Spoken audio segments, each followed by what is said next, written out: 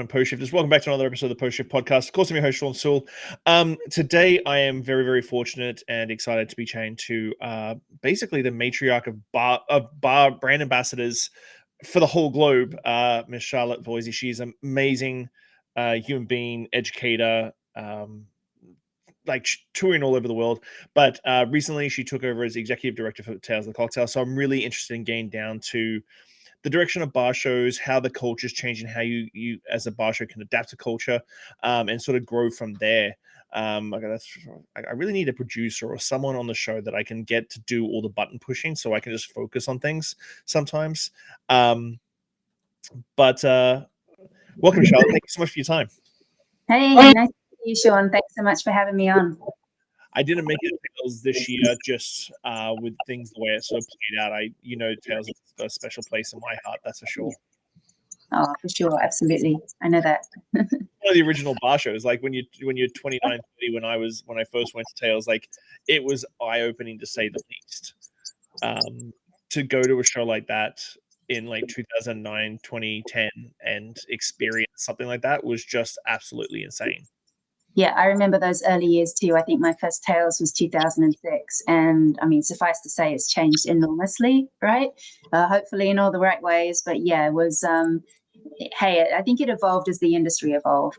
So the snapshots during the years of Tales and the people you would meet and the things that we'd get up to and just the seminar topics and all of that, it's sort of night and day to where we are now. Yeah, so you're one of the very first, as I said in the intro, one of the very first true global brand ambassadors. There's only a handful back in the day that were like the first true like global brand ambassadors: Angus Winchester, Simon Ford, yourself, traveling all over the globe. What was it like when you first started? Because you sort of had to create a role for yourself, and then how has that changed over the years to your time when you left Hendrix? Yeah, that's a great question. And it's always exciting for me to think back. I mean, in those early years, I was fortunate because those guys that you mentioned, I think, started a little bit before me. And certainly Simon Ford over in the US, he'd just moved to New York about 6 months before I did. He kind of paved the way, honestly. And he was working in gin and I was working in gin. So it was good to have a few mentors like that kind of immediately around me.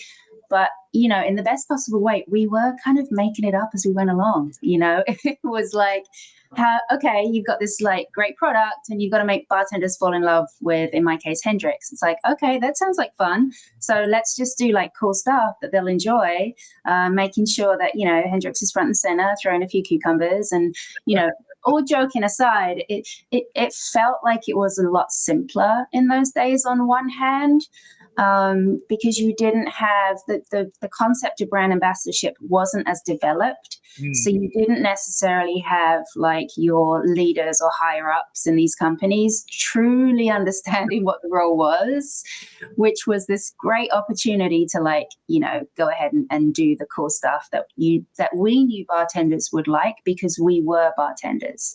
And I was fortunate because when I was hired, the guy that hired me, Mackie, for William Grant & Sons, he was like, we need to bridge the gap between bartenders and corporate brands. Mm-hmm. And to do that, we need someone who understands bartenders, i.e. a bartender, and that's you. So that was always my vision. And I always try to keep like one foot in the industry and one foot in the company. And I think that was one of the reasons that I was able to enjoy the job and do it well. I think because that's the perks when you're starting out as something that doesn't actually exist. All the PR, marketing, and salespeople are like, we're really quite not sure what you do yet either, so we can't quantify what your KPIs are right now. Oh, yeah. Oh, no, I think we rode that wave for as long as we could. But again, like some of those were the times when like just great things came of it, and education was always important. Like we didn't take ourselves too seriously, but we took like the respecting education, respecting the craft, respecting the need for people to like acquire skills and knowledge. Like that was always at the heart of everything we did. And then you can have fun with it. Then you can kind of do crazy, whimsical things around it, as long as bartenders are getting the chance to like advance their careers if that's what they're driven to do. Do you think that education model when it comes to brands in like abroad across the brands, that education has changed, especially post-pandemic? I always laugh nowadays because of the cocktail competition rage, where it's like like 10 years ago, if you're a big supporter of the brand and you really sold a lot of their products, you'd get a trip or you'd get like something special out of it. But now you go do an Instagram influencer thing or a cocktail competition. And I'm like, it's great for the younger kids to be able to do that. But I'm like, hey, I'm just loving your brand. Hey, 20 years over here. Like, can I get some love? Do you think that education model has changed in the brand scheme of things, especially post-pandemic? Yeah, absolutely. I think,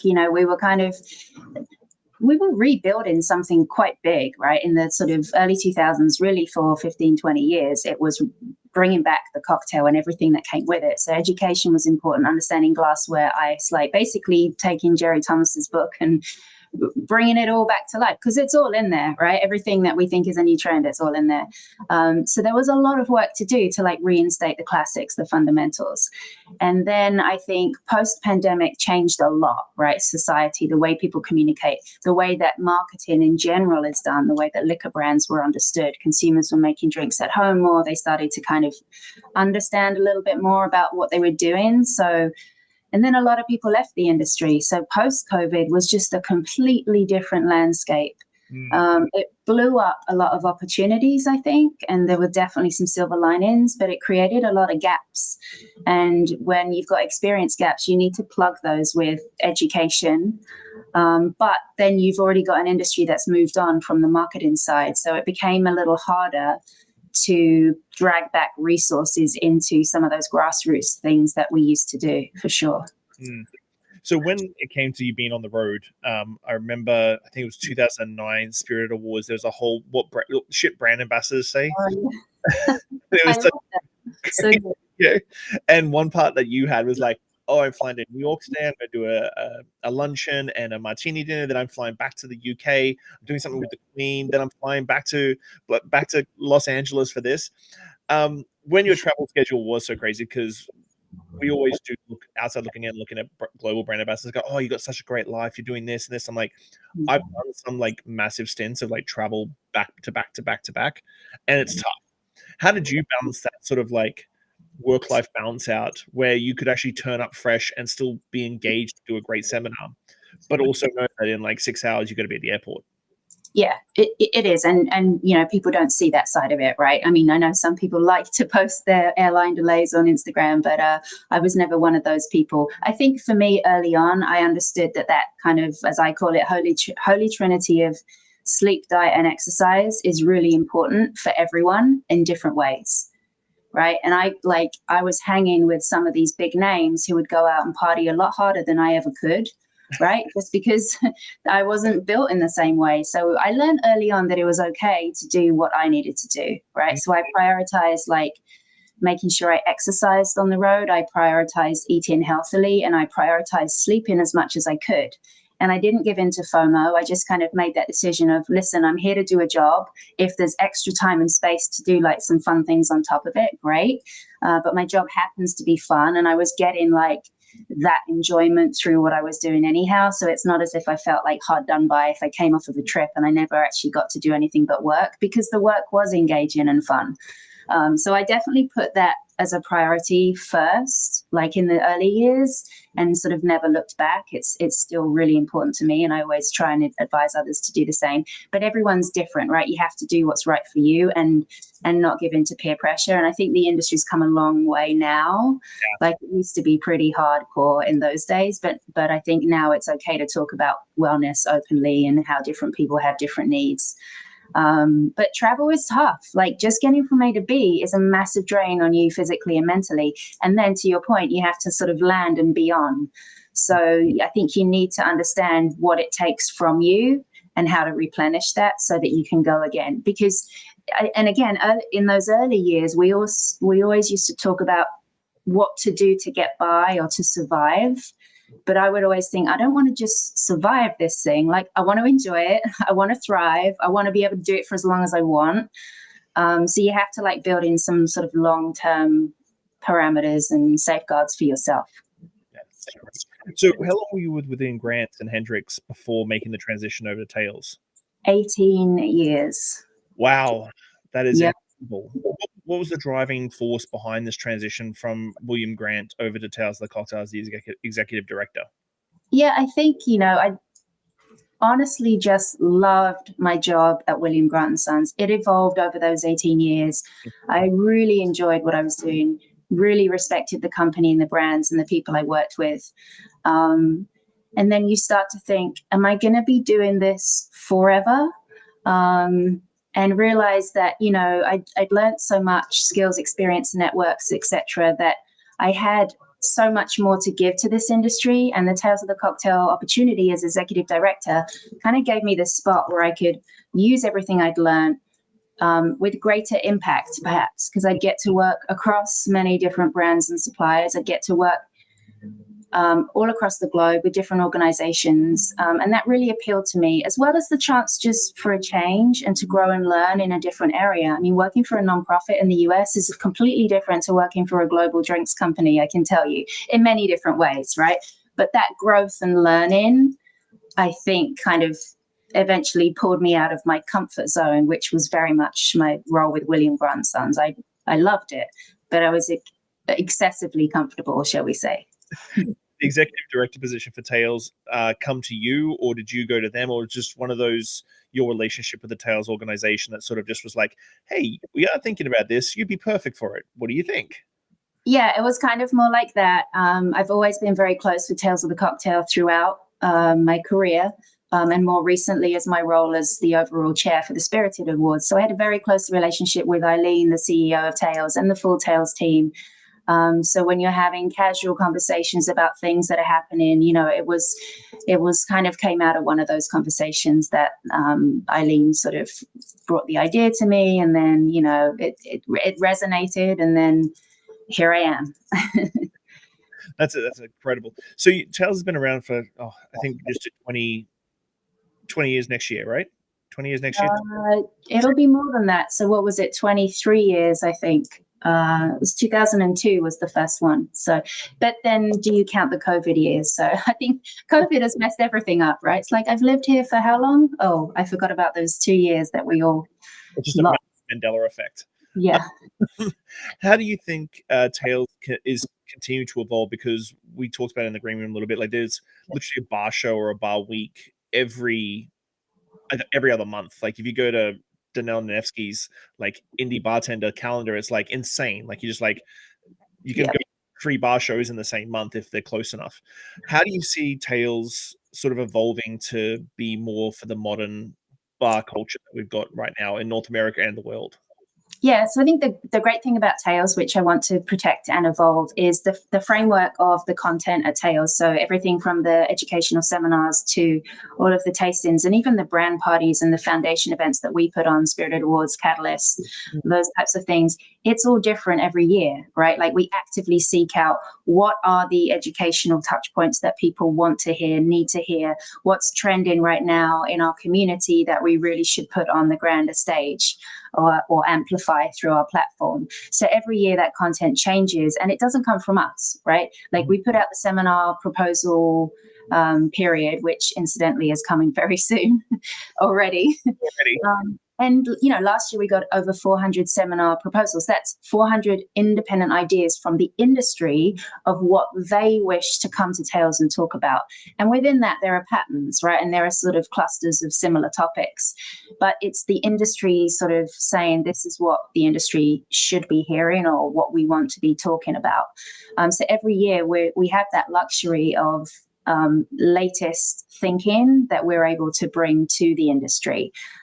So our job is to provide the platform, provide that framework, make sure there's a good distribution of topics between like history, techniques, some hands-on stuff, some wellness stuff, some business advice. But within that, it organically and naturally changes, evolves every year to keep up, to keep pace with what the industry wants. And in many ways, anticipate what's coming next, right? When you've got the thought leaders of the industry coming and talking, they're usually the ones setting the trends or certainly at the forefront of the trends. So that's, I think, the role of Tales is to provide that platform. And it's truly is the global trade show. right? Yes, there are many around the world, but it's that one moment where you can bump into someone in that same corridor from, Australia, Japan, all over the US, and countries you've probably never heard of as well, right? It's a catch-all in the most beautiful way for the entire industry. We were mentioning in the green room that I was talking to John Crew, and he was mentioning like 50% of people that were at Tails this year were brand new, which is incredible. Yeah. For someone who's been going there for so long and seeing the evolve. How's the new generation of bartenders taking training? Because I find I get a lot of pushback from a lot of, and I'm going to say older generation bartenders, the ones that had to go to the seminars that you put on if you were in town or like visiting, and it was a bit more of a, not a struggle, but a bit more of a grind to get information for the industry. And I feel like these days it's also digital, and it's on your phone. You can watch it on Instagram or TikTok. The younger generation, and they're saying the younger generation don't want to be trained, which I definitely disagree with 100% completely. How is the response for the young bartenders who are going to Tails now to go to seminars instead of it just being a big party? Yeah, it's a great question, and I'm really enthused that the data we're getting from this year's Tails reporting shows that seminar attendance was really healthy this year. Like Monday, we kind of sold out of all seminars. Tuesday and Wednesday were great. Thursday was a bit of a drop off, but I think there are so many great offsite events on Thursday. So to your point, kind of gave in and went to the parties instead on Thursday, which is fine. But generally speaking, we had really healthy attendance at seminars, and that's across the board of different topics. So I think there is something about the kudos of a Tails seminar.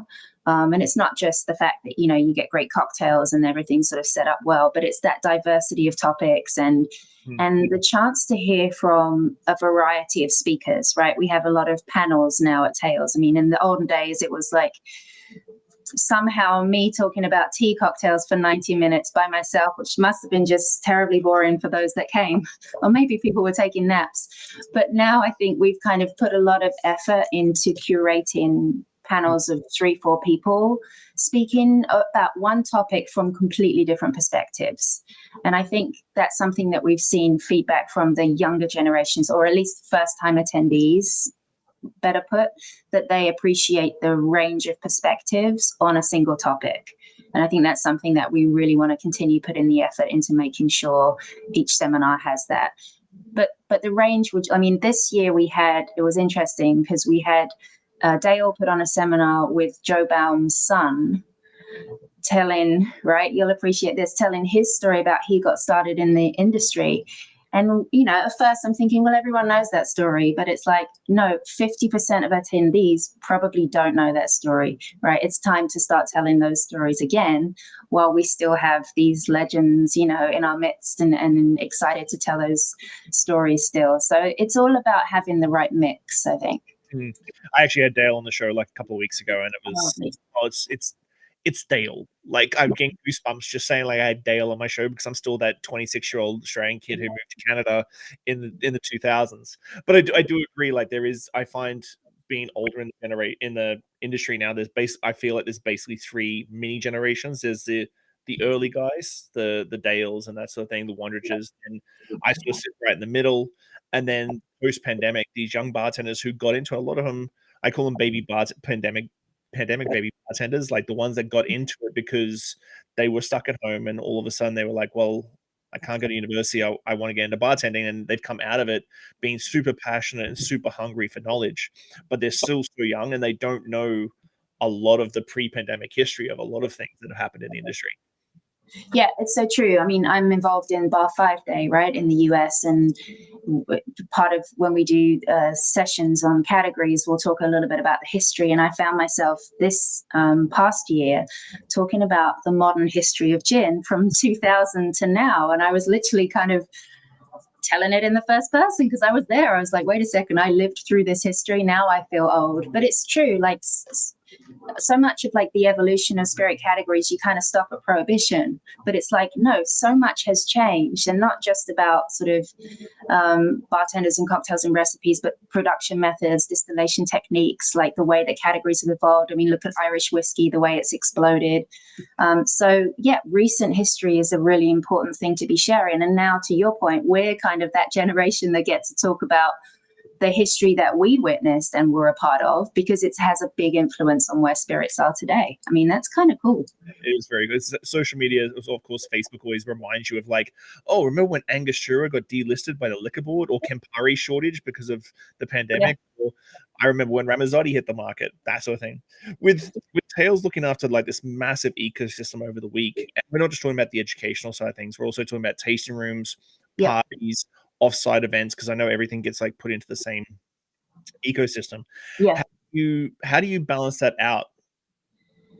Yeah.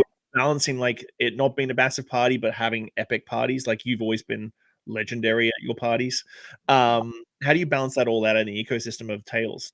Yeah, it's a beast, right? There's over 400 events on that schedule over 5 days, right? It's a lot. No one's supposed to go to everything, obviously.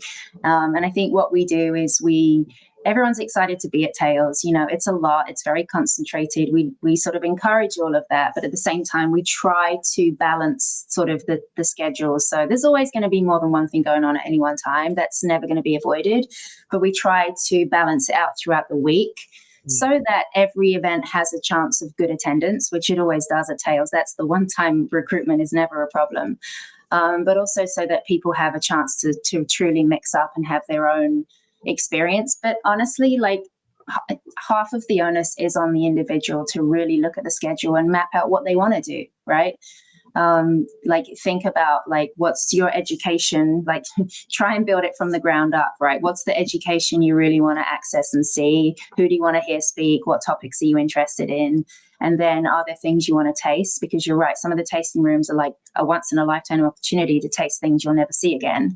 And then you have all of these big events. But actually, it's a sort of a trick I learned this year, because I had a very different Tales experience, right, this year.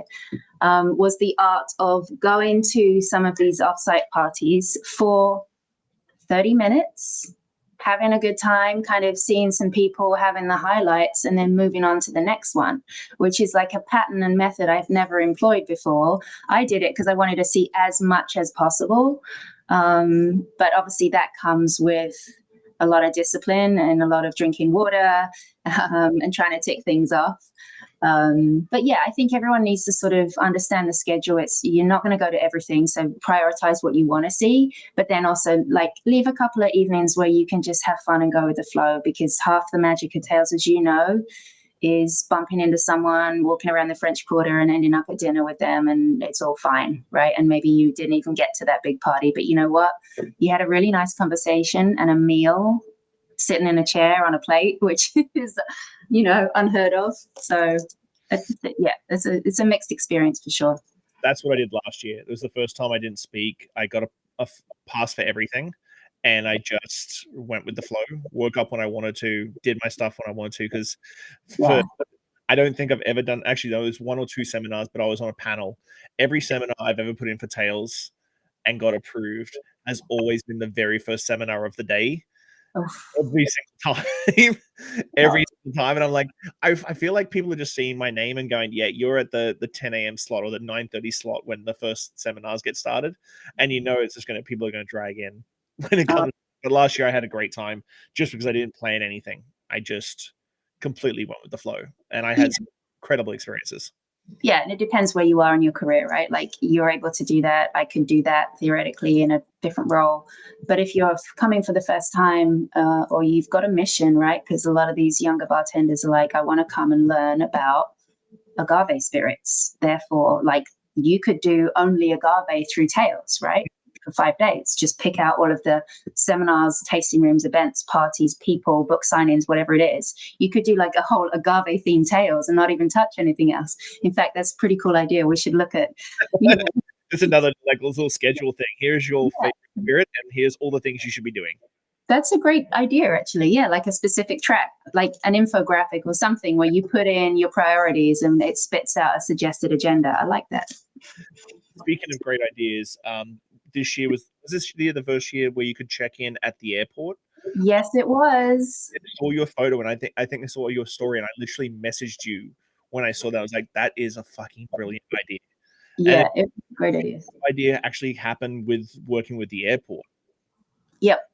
Yeah, it was fantastic. It took a little bit of work, and interestingly, we're already talking to them now about next year because we have big plans to go even bigger next year, right? Make more of a thing of it.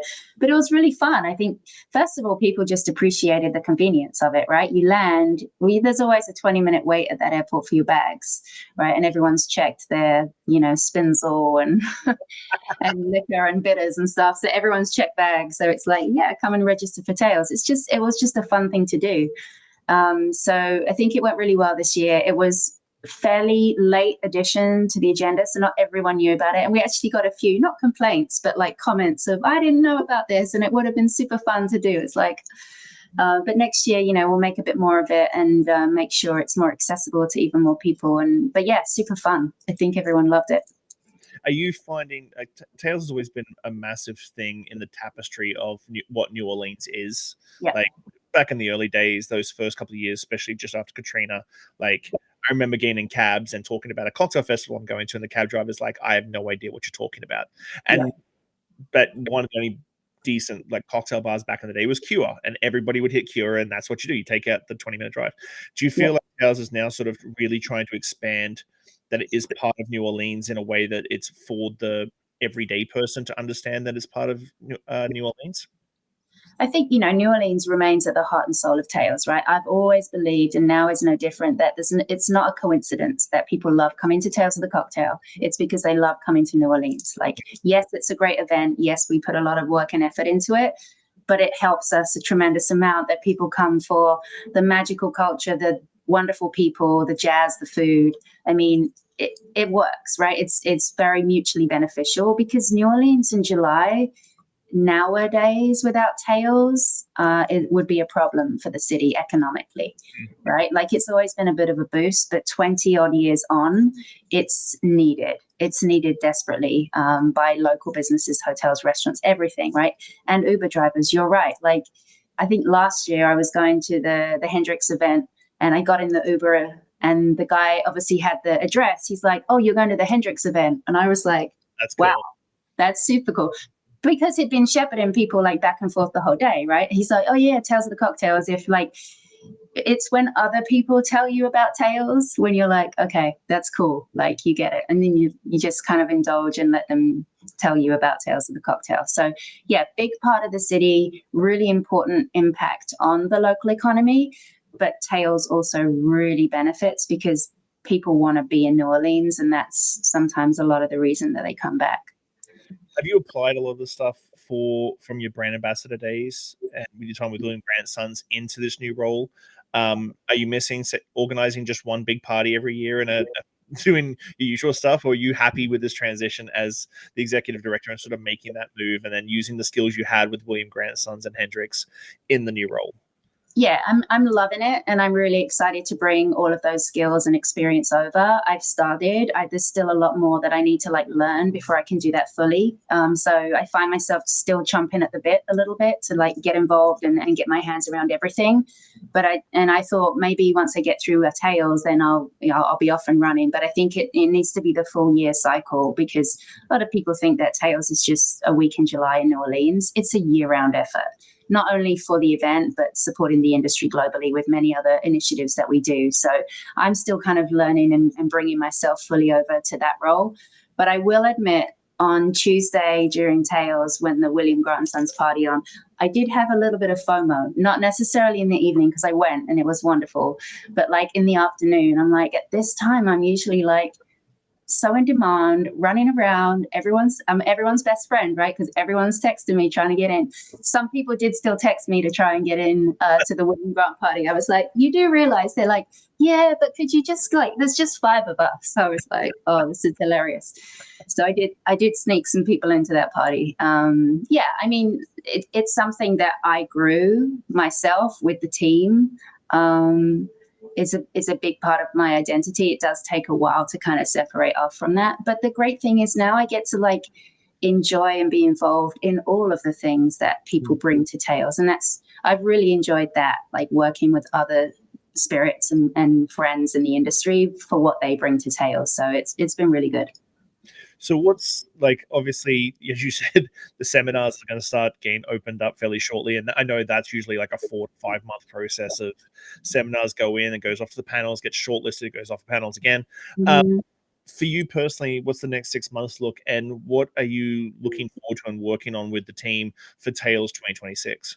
Yeah, so recapping is kind of finished up now. We take everyone takes the week after Tails off, come back, get all the recapping done, analyze the data, get all the information out to the sponsors and the broader industry, and then it's really into planning for 2026. Right, we do have sort of some space now ish to step back and have some broader, bigger picture thinking, like the what ifs, and wouldn't it be nice if we could one day do XYZ partnerships, collaborations, thinking bigger. Like now is the time where we have a bit of space to do that before we have to quite quickly commit to some granular detail, because we work so closely with the big spirit brands, obviously, and they need to dial in money in their budgets and planning for next year in order to make the whole thing happen. Right. So we have to get to the level of sort of granular detail for them.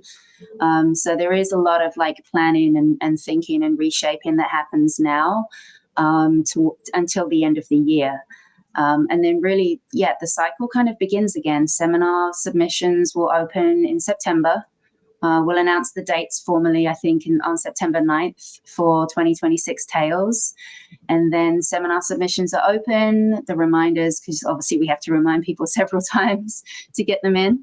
And then, yeah, the education committee kind of kick in, and that's a bunch of industry people from all over the world who comb through those seminar ideas and come up with some short lists. And yeah, it's a lot that goes into it. But then we also work with different brands and organizations on sort of programs throughout the year, supporting brands on their brand bartender advocacy programs, whether it's competitions or educational programs. So there's a lot of work that goes into that as well. There's the whole Spirited Awards cycle, which sort of starts at the beginning of the calendar year with nominations, and then regional announcements and social media around that. Like, it's a lot. So with one thing with there's so many bar shows, as we were talking earlier, and like obviously there's always a lot of uh, requests from big brands to like sponsor events and tastings and so forth. How is that? Because you hear in the media and you hear a lot about like brand budgets are being reduced because sales are reduced and marketing budgets are coming down. How are you balancing that out in this sort of new age of where big brands are going and big brand money is going? Yeah, I mean, we have really good relationships with the top brands and a lot of the smaller brands too. I think we had over 400 partners this year, all in all, right? Big companies, little brands. And I think it's just about being really open and honest, understanding their priorities, what they need to achieve, and sort of meeting them where they're at in terms of budget, in terms of ability to get things done, their vision for events. Sometimes we can support them with creative ideas. Sometimes it's, sort of sponsorship packages where we can make things a little bit more approachable for different brands at different levels. Like there truly is a wide spectrum of how much money you need to spend with Tails in order to do something, from very little to as much as you'd like. We accept donations being a non-for-profit, so there's a spectrum there, and it is a balance. It's important for us to demonstrate the ROI as far as we can for brands, right? If you spend money with Tails, what does it get you, and how does it differ perhaps from other bar shows? Because we recognize, well, I do believe Tails is one of one.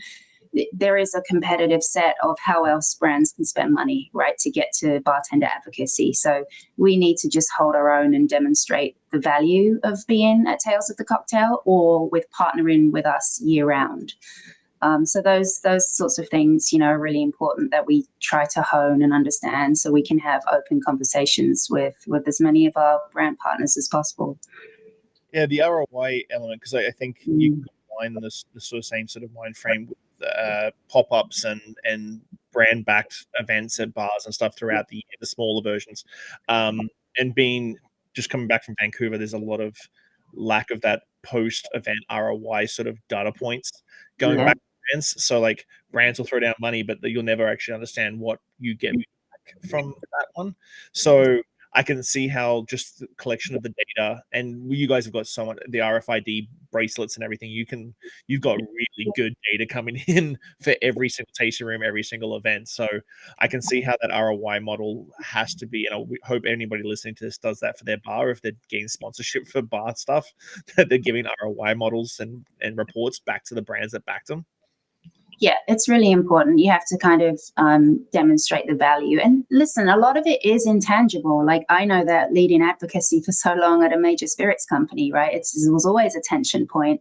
Mm-hmm. It's like, making influential people like bartenders fall in love with your brand is a really important long-term strategy.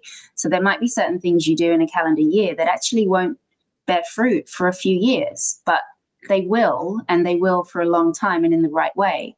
My favorite statistic, which you would have missed if you weren't there this year, we collaborated with Forbes on their high net worth consumer survey this year.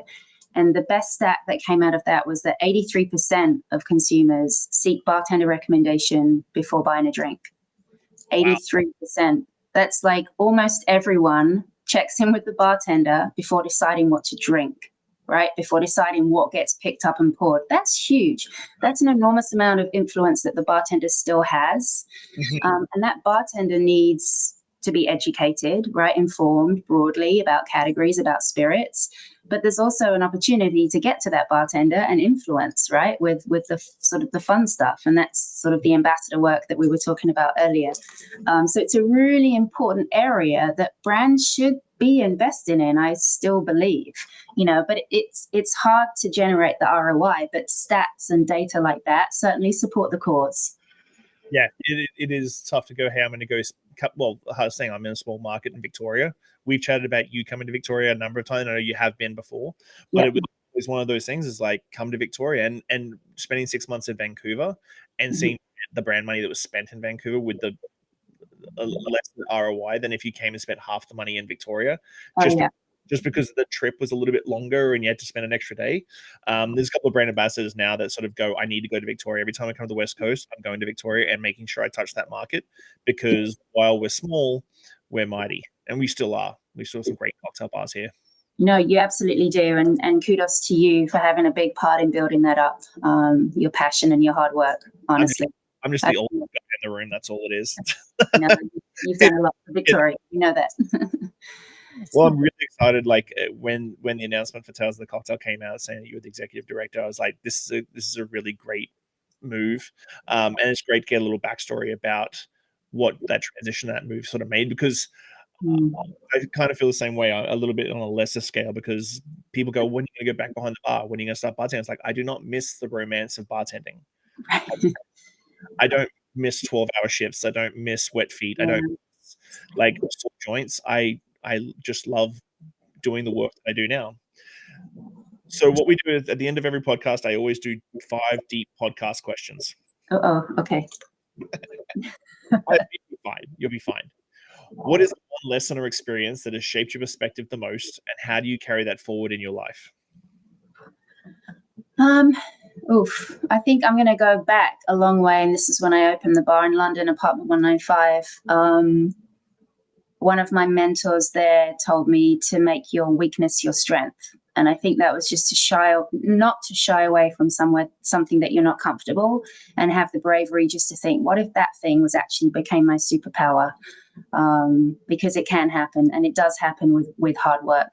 Just because you're not given a gift doesn't mean you can't do something. So that one always stays with me. That's a great one. If you could leave one lasting message or piece of wisdom for the world, what would it be and why?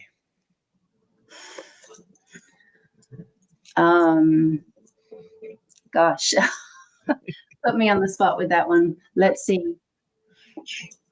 I think it would be to be kind to one another. I mean, I know it's a bit cliche, but you sort of never know what people are going through. And I think we've all had moments where people have just been nice to us, and it's got you through something, whether it's just the day or something a bit more serious. So I think it would just be that. I mean, if everyone did that, we wouldn't have half the problems we do right now.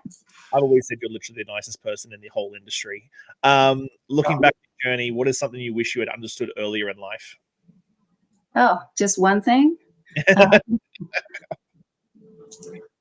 I think probably that, like, we're all one of one, right? We're one of a kind, so just be you. We don't have to try and be someone else. There's no perfect version of a human or a brand ambassador or a bartender or a girl from London who moves to New York and does things. Like, the world needs all of us to be the best us individually that we are. So I think I certainly spent a lot of time kind of thinking I wasn't good enough or should be like other people too much, or looking a certain way, or that, I mean, social media doesn't help with that these days. So I think learning that just be you, and be the best you. And if everyone did that, again, the world would be a better place. How do you define success, and has your definition of it changed over time? Yes, it's changed over time. I think with wisdom and maturity, you have. I think I've had a bit more patience with the different types of success that you can have. It's not just about. It's certainly no longer about being right. Right. I think maybe early on in one's life, certainly for me, it was about being right. But I sort of definitely have learned during my time as an ambassador leading a team that it's not about being right, it's about getting to a good place for everyone. So when you're able to let go of the desire to sort of be right and prove something, and just contribute to a good situation for as many as possible, then that's actually a better measure of success. What do you hope your legacy will be, and what steps are you taking to build it?